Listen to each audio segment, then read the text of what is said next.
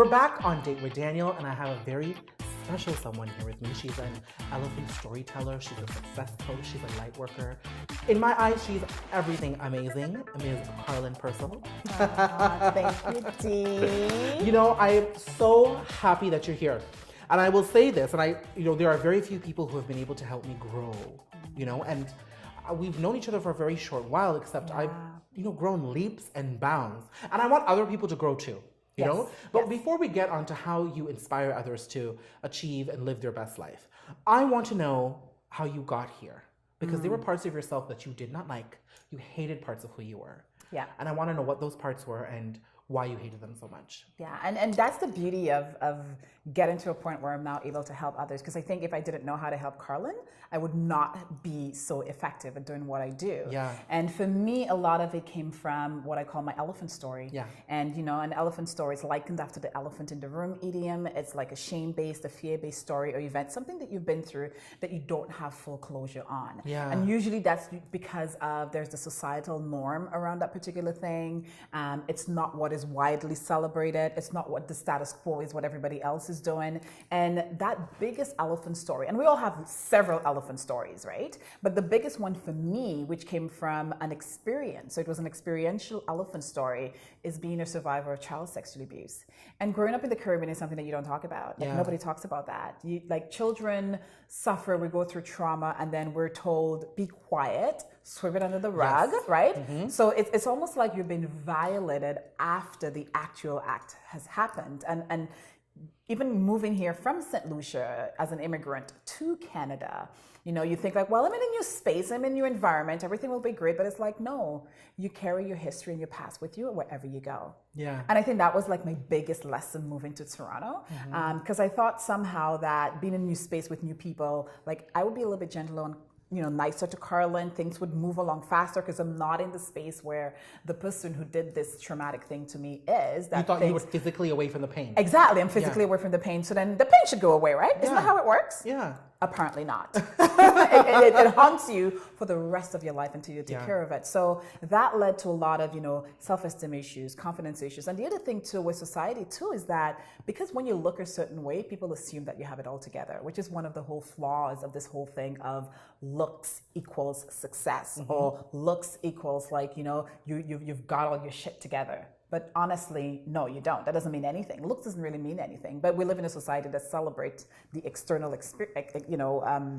external factor of people. So a lot of people go on that. But I struggled a long time to find Karlyn's voice. Like, what is her authentic voice? Because I was speaking a lot or operating from my traumatized voice, my hurt voice, my hurt lens, from the lack of, from a scarcity mindset. Because I believe the story that my experience and my shame told me that I'm not good enough, that you're tainted, that you're trash, you're damaged goods, and nobody wants damaged goods, right? So that little child, what I did was that I quieted her. And the funny thing is, when we quiet that little voice inside of us, that little child, that unheard child, we also quiet the adult version of who we are.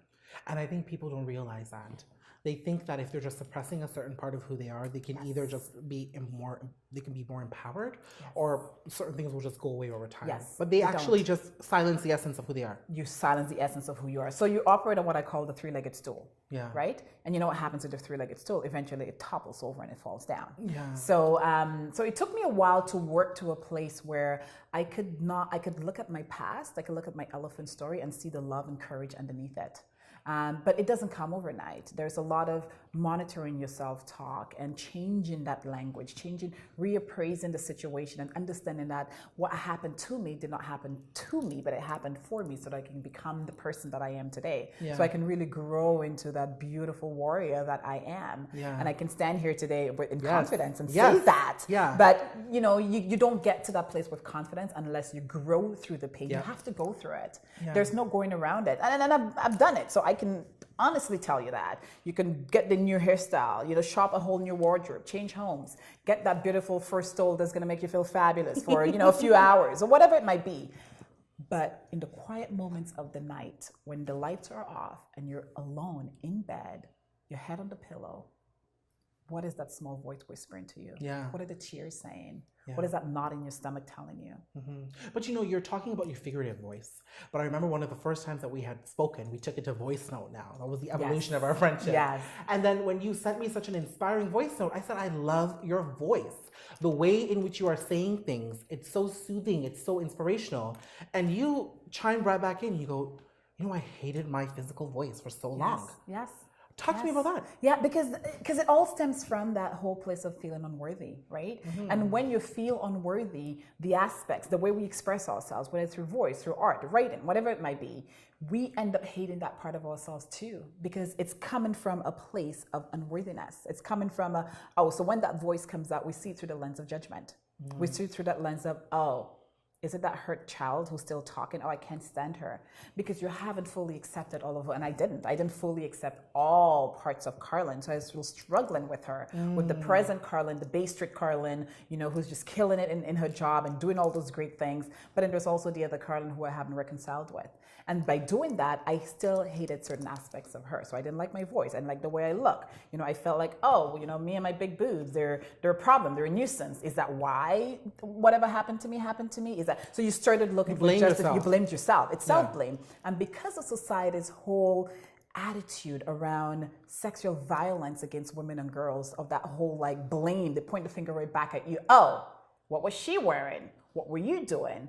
We as victims, we internalize all of that, and it continued to perpetuate. So I didn't like Karlyn's voice. I thought it was like, it was too deep. It has all those, why can't it be more feminine? So many different, I literally took Karlyn apart and I criticized every single part of who she is. And now you're celebrating all aspects and now I'm of who celebrating she is. all of that. Yes, exactly. So and you're doing it all with who you are today. You are an elephant storyteller. You're inspiring other people to be empowered by their fears and their lack-based experiences. But you're doing it in a very concrete way. I mean, you are a success coach and you are doing inspirational talks. You're holding your Sister Talk series. Yes. You're holding panel discussions. I've had the pleasure of being on one. Yes. And you've had your success planner, which I use. I use your success planner. So, a lot of people always talk about going through all these different things in their life and coming to a place of helping people. And it sounds so nice. They're going to help people and inspire people. And they think just by speaking they can do that. But you are doing. You're constantly manifesting and doing things in a very concrete way. Yes. Talk to me about what fueled the purpose behind your coaching service, your coaching company. Again, it started from, I was so tired of being unhappy at work.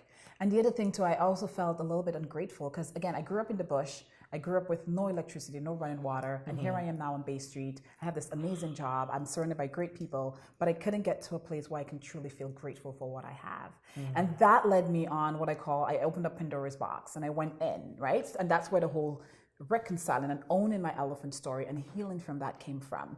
But that also led me to, why do I behave the way I behave? Why is my brain still stuck in the past? I'm like, why every day I wake up and my worthiness bank account is at 0? Why is there fear every morning, right? And so that led me down the rabbit hole of neuroscience and the brain and how it works. So I started, following people like Dr. Rick Hansen and Dr. Dan Siegel. They're all neuroscience taking a look at how does the brain work, the negativity bias, and people like Oprah and Dr. Brené Brown. I call them my virtual mentors, aka my besties. And their work in terms of how and even Oprah, she has also been abused. But look at what she's doing today. So I was very fascinated by how did you get from here to here? So by studying the lives of those people, I started collecting a lot of the information. But one of the things that came up for me was, it's great to be inspired, but if you don't take that inspiration and do something with it, you stay stuck in the same place. So the combination of the neuroscience of how the brain works, the power of writing, the power of journaling, the power of reframing our experiences and understanding that the brain has a negativity bias, but there's a way for us to increase our positive experiences by doing certain things. That all led to me creating, it was like an Excel sheet at the time, and I started practicing all the things Oprah, Tony Robbins, Ariana Huffington did. And that led to the whole concrete part of not just listening, because listening to videos, it will take you to a certain place, but if you truly want to transform your life and live out your best life and live out your purpose, you have to do the work. And that's a combination of, yes, the affirmations, changing your story, rewriting your story. And that is all of what I'm just talking about right now. It's all in what I call the success planner. So I'm glad this is a beautiful segue, because even when I was talking about the success planner and the crew was, listening to me talk about it, I said the reason why I like the success planner so much is because it actually ignited action. It encouraged you to do.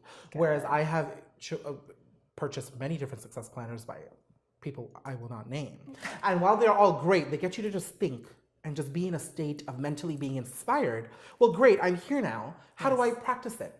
And I felt that every page for each month that you had put in the success planner was telling me to take a feeling and take that thought and now make it into an action. Yes. And it was designed in such a way that it did that. So this is the first time we're even talking about your success planner in detail. So I'm happy that that's exactly where it came from. Yeah. But I think I want to talk about that action, because that's the step that people find so difficult to do.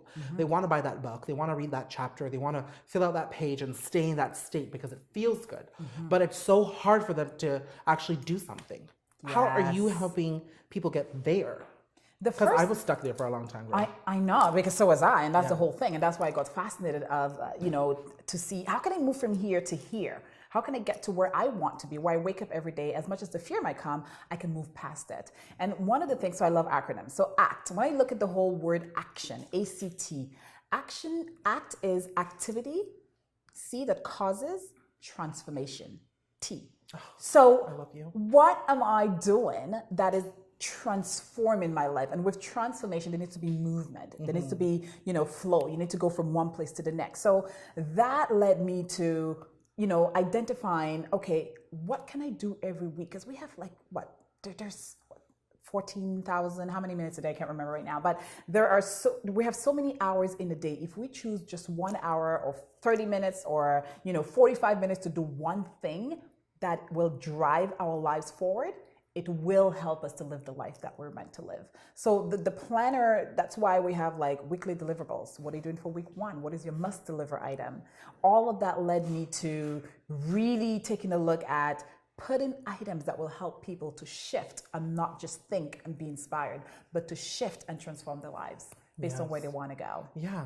I'm so inspired to act. Yeah. To act. Yes. I'm so inspired to act. There is a preview available to your success planner, which I'm encouraging everybody to go onto karlynpercil.com, find her success planner on the page, and then look at the preview of the pages. Yes. Because that's how you can tell that this is an action-based book. So much so that I feel guilty when I don't fill it out. I put gigantic X's on days that I haven't filled it out, so I hold myself accountable. Yes. And I've become reliant on a certain way. And it's a beautiful thing to be very reliant on a tool like this, because it's constantly making me self-aware of the places where I do need to work a little bit more, and in the areas where I am making a lot of headway. And the thing is, we are surrounded by so much noise that you sometimes don't pay attention to where you are succeeding.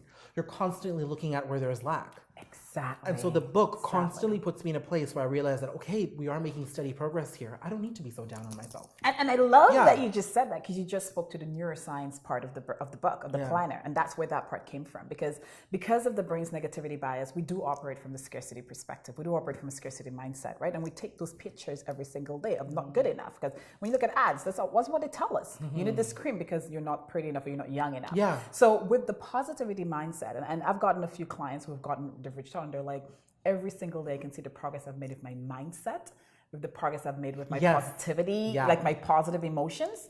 And I'm just so thankful, because that is my whole point with it. Because I only put the planner out, we've been using it even on Bay Street with my staff for about almost 2 years before it became a physical book. Yeah. We're using the Excel sheet. And I would have some of them will be like, no, I can't leave. I know it's Friday, it's 4 o'clock, it's 5 o'clock. I can't leave yet because I have to do my weekly deliverable.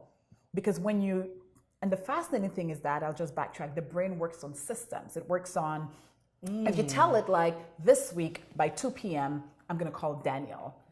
What happens in the back is that there's this little machine that goes off, and By the time you say, by Wednesday this week at 2 p.m., I'll call Daniel. As you get closer to Wednesday, to 2 p.m., it will keep on telling you, there's something that you have to do, there's something that you have to do. Yeah, that happens and to then us all the And time. it happens to us all the time. Yeah. So that is the brain working on its natural way of how it's designed. So with But I the love weekly, this. exactly. That so is that's based why on the how we weekly think and is how we based on feel. how we think. It's not about Yes. how we want to feel, but it's how we're actually physically getting to that place. And when you do that, you operate more powerfully. So then you're not using your resources in a negative way. You're actually going based on how the brain works. Yeah. So then you can now build on your positive mindset week after week. If you didn't hit your goal this week, then you've got next week for you to do it. Yeah. 4 tries in the week, you bet you at the end of the month, you would have aced one of your goals for the year. I love it. Now, the thing that I really like about that book is that it has a gratitude portion to it. Yes. It has areas where you can map out your goals for the week and for the month. So it holds you accountable on a weekly and a monthly perspective. It has a daily look at what you want to do. Yes. It could be for agendas. It could be on your tasks. It could be how you want to feel. It also has an area where you can identify rituals for the month from a time and an activity perspective. And it also has an area where you can identify how you want to feel in certain aspects of your life. Yes. So when I'm saying this book has it all, it really does have it all, right? And your that's why affirmations. I'm invested. And it has my affirmations in it as well. Yes. And it also has the coloring pages. Yes. Because I found It's coloring important. very, very soothing. Yes. So the coloring is right at the beginning of the month, and you use it to open your soul and get you into a sort of relaxed state of mind where you can actually think about the things that you want. Exactly. And activate your soul so you can also, and the other part of it too is the why, rewriting your why every month.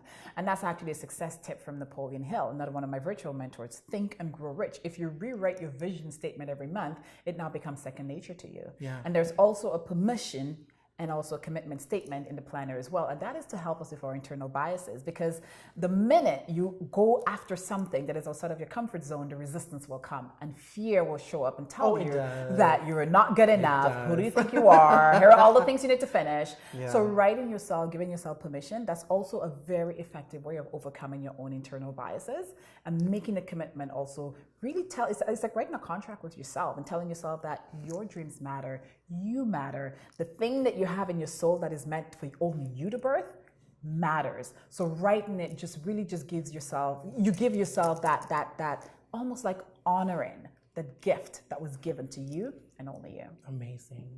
Well, thank you so much, Karlyn. Thank you. Now, what I'm excited about is that this is not the end of our conversation.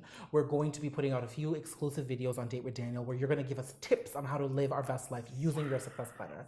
So I'm so excited about that. Thank you so much, honey. Thank you I love you. for having me. Yes. Thank you. And to everybody watching, just know that your success is predetermined. Just give yourself permission to live your best life now. Yes. Thank you. Thank you.